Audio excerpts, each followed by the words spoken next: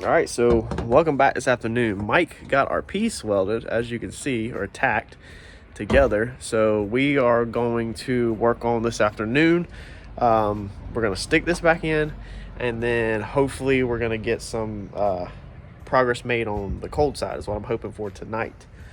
Yeah, I think it turned out pretty good. I'm about to see how it fits in. Hopefully it fits in still good even after it's all been completely welded up or tacked. And then if it goes in smooth, I'll take it back to him tomorrow and get it final welded in. So hopefully we can get the cold side done and maybe try to put the blow off valve in it. But with the joints just being taped together and not actually welded, I don't know, it'll be a little more delicate. I don't know if I want to try to do that this afternoon or what. So might just do the cold side tonight and then do the blow off valve tomorrow night, like get it in position. I don't know, we'll see where tonight takes us. It's always an adventure, but yeah. So as you can see, he just put some tacks on it. My joints aren't that bad, so they're a little bit of a gap around some of them.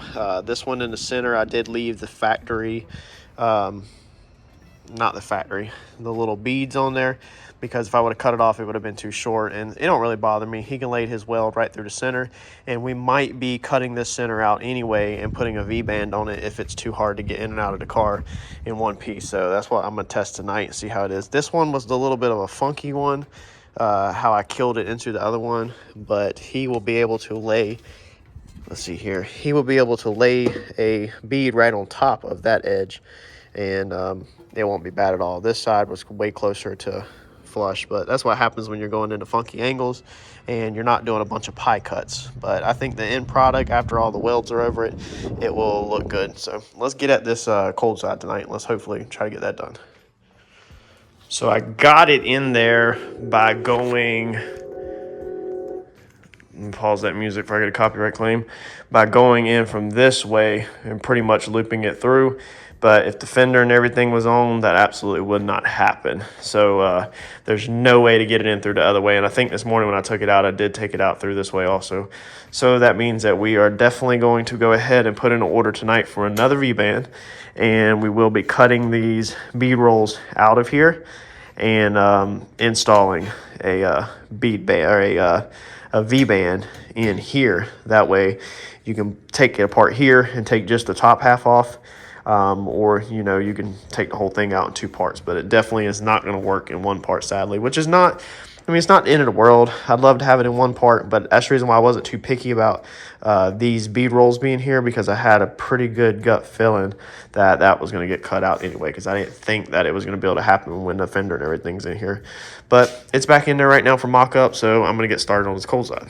All right, so I now officially know that on the hot side, it was a mixture of pure luck on my favor as far as the fitment. Now, of course, you know, I'm the one that figured it out, but remember, I'm semi-pro. Fitment was pure luck. Cold side, I have it wrapped up, but I have one spot about this somewhere in here, about this long. So that's about 1.5 inch. That might have like a 16th inch gap at its worst spot, probably a 32nd at its worst spot. Maybe the thickness of your driver's license at the worst spot. So hopefully Mike doesn't get too irritated with me. But the lucky news is that, or the lucky side of it, is that I'm opposite of Turbo John. He lays beautiful welds and everything looks good on the bottom where you can't see everything. He's always talking about it in his video. And then he has his mistakes on the top, whereas my mistake on this one is actually on the bottom. So Mike will have to comb an ugly weld over it on the bottom, thank God. So let me show you what I got, and I'm gonna show you where I'm thinking about putting the blow-off valve. All right, so there's what I have for the cold side. So this is the whole, you know, overshot of everything. So I'm happy with it. I think it flows really smooth. You know, it actually turned out better than I thought. Now, I do have the radiator out of it because when I first was doing this pipe, I didn't have the room, the radiator in it. So the radiator's on the floor, but you know, both of these pipes are pretty much at the same distance. Radiator has plenty of room. Radiator's only about that thick. So it has plenty of room for clearance along with the fans and everything. But I think that's going to turn out freaking amazing. So I kind of wanted to put the blow-off valve up here, but I don't know how close it should be to the throttle body. I think I might hit up a couple people tonight and ask, but I have a nice, beautiful straight run right here that I'm probably just going to put it right here. That way it's nice and symmetrical. There's going to be another weld double bead rolls right here. I didn't want to, you know, cut the pipe short or put another one in. So there's going to be double bead roll ends right there.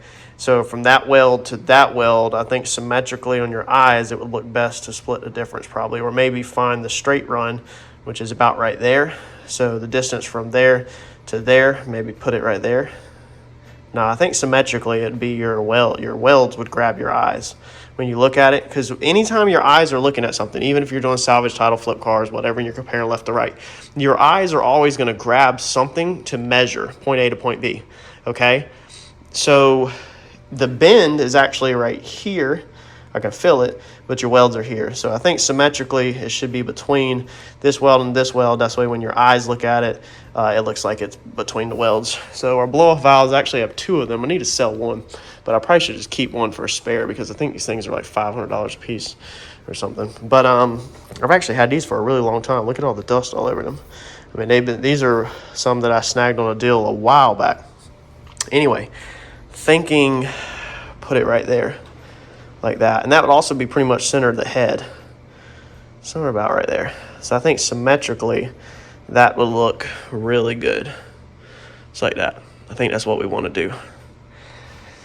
Yeah, the only thing I got to figure out is about the line. I guess the line would probably look best on the back side where you don't see it like that. That way when you pop the hood, and I got to take this and fish mouth this out so that it fits down in there a little better. But yeah, I think that's what we're gonna do, is like that. I think that'll look the best, and tilt it back a little. I could put it straight on top, but you don't ever see anybody putting them straight on top. I don't think that looks good. That's probably the reason why people tilt them back, so you can see them. I don't know. If there's a reason why everybody tilts them back, like always, like anybody's that you see, they're always like that. They're never like, you know, straight up on top normally. I guess, I don't know, maybe I have seen a couple like that. Let me know in the comments if there's a reason why everybody tilts them back. I'm going to tilt mine back. I think it's going to look better, you know, and, you know, that way it's just not straight up and down. But let me know if there's a comment in the comment section if there's a reason, or if everybody just does it for looks. But I think that's what we're going to do. So I'm going to probably go ahead and fish mouth this. No, I won't do this here because of the noise, because Harper's asleep again. I'll take this to the shop. Just the mount. I'll go ahead and take this off, and I'll mark here exactly where it needs to be. I'll circle this around it on the inside, so I know exactly where it needs to be as far as, you know, the roll.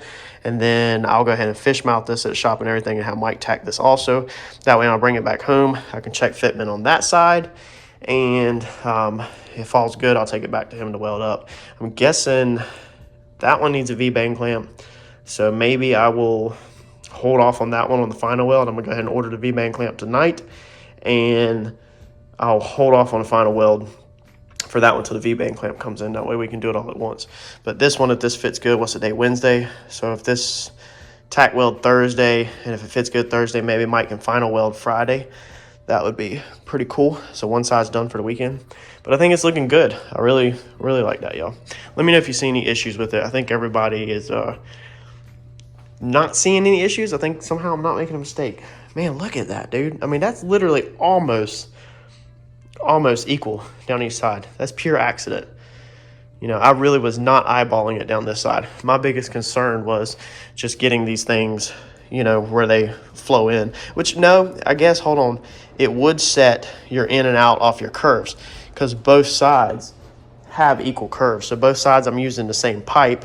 That side's a little off, so that's probably what's throwing it off. I bet if this was a full curve, a full 180, I bet they would be even closer, because that's what it is. Being that's cut, that's kicking, you know, the line should be, it should be more like that, which would be pretty much symmetrical, whereas now it's, you know, kind of tilted. It runs like that. So, but man, that looks good, dude. It really does. I mean, whenever you pop the hood of this thing and take pictures or whatever, it's not going to look all jacked up. So I'm stoked at how this one has turned out this time. So that's going to be that. Let's see what else we're going to knock out for tonight, because it is early. I banged through this one pretty fast, and I'll catch back up with y'all in a minute. All right, y'all. So I knew that was going to be a problem. Our overflow tank. Ain't happening. It ain't happening, Captain. So where we originally wanted it, it ain't happening. That's the reason why I waited to weld all the stuff. So now I have to figure out somewhere else to put it. And I just really, when we were talking about it the other video, I just really didn't realize how big these pipes were. So let me find a spot to put this tank. I think I got it figured out. From what I'm reading, a recovery tank is the one that does not have the fill point. An expansion tank technically has a fill point, like a radiator cap. And my radiator has a fill point. So since the radiator has a fill point that's higher than the motor, from what I'm reading, the overflow tank is not really a catch can, because they're saying that a catch can is technically something that has to be drained off, whereas a recovery tank is designed where the radiator overflows it into the tank if it's needed, and then it creates vacuum as it's cooling and it'll suck it back into the tank. So let me show you where I'm talking about putting mine and see if y'all see any issues on it. So we're thinking put it right here. Okay, so that's down lower, but my fill point is up here on the radiator. Okay, that's higher than the whole entire engine. The heads are more, you know, I'm all backwards. The heads are more like down here. So this one's a little lower than everything, but the coolant would just be going into that, and then you'd have, let's see here, the radiator cap up here would flow out, and then it would come down, and it would go in the bottom. It'd go in the bottom of this tank, okay, from the radiator. And then the top of this tank would have a hose that comes off the side that would go back to the puke tank, just in case that overfilled. Instead of it venting out on the tires, it would go to the puke tank, because we don't want it venting out on the tires. So let me know if I'm right on that. I think I am. I think that's correct. But let me know if y'all see any issues with that. And that's what it would look like. So it would literally just sit, you know, nice and neat between there, and I still have enough room to easily come under here and take the cap off, you know, and you could fill it this way, even if I put that reveal panel that I haven't built back on top of here. So what I would do is just drill through this bracket that we already have off the side of the radiator, you know, put one bolt there, one bolt down here somewhere on the bottom, and then I'd probably come off of this and, you know, build another crossbar that would come like here and go up and catch this one, so that it had some kind of mounting point, and then I would just leave the bottom one hanging. I wouldn't mess with none of that down there, so I would just have 3 mounting points, because it shouldn't really have no weight or anything in it, but that would keep it tucked in there all nice and neat. Now obviously these pieces can't stay here, so what I'm thinking is this little this little clear tube that they have on this side to show you the level of it, I'd actually put that on this side and then move these barbs over here, and then that way I can route my lines up and, you know, underneath here, probably come up right here to this bar, zip tie them underneath this bar, and shoot them back into the rear tank. So let me know what y'all think about that, if that's cool. Just remember, the fill point is here. You know, so the air pocket would be here. This is way higher than the motor if you're new to the channel, okay? So there's about eye height. So this is clearly higher than the heads. It's as high as the freaking intake practically. So this is gonna be the highest point in the system. So I believe I'd be fine. And it sucks because me and Mike pointed that this way, because we were originally gonna go that way. And I told him, I said, probably gonna get it wrong. But we decided to go right here in this track in case, you know, I could go anyway. So basically now I could technically take this and then do like a loop and then snake it like right here, or probably loop it this way maybe and snake it down there. Now this way would be slick, because I come right here and catch this hole and then go down to the tank, or actually come down this line, yeah, and then go over to the tank. But it would have been nicer now knowing if it would have been on this side. But I would also do a 90 on this. Now I can take this fitting out, cut this little, you know, tab off this radiator right here. Okay, cut that off, make a 90, and then that might be cleaner to go down there. And it might be cleaner to even figure out what this fitting size is. You know, it's probably a NPT fitting size, and do an AN line. Actually, I might look into that. So I bet this is close to a 4 AN size, so you could technically probably use like a brake line. You could probably order a brake line. I don't know, that might be too small. It might be too small. Man, I bet I got a fitting that might even screw into there, because I do have some NPT fittings to AN, but that would be pretty slick, especially if you get a 90 and then have AN down to there with an AN. We could even go back and weld AN bungs into that, because that's a AN ORB. So I probably could weld an actual AN, bung like that into there. I don't know. Let me know what you think on that.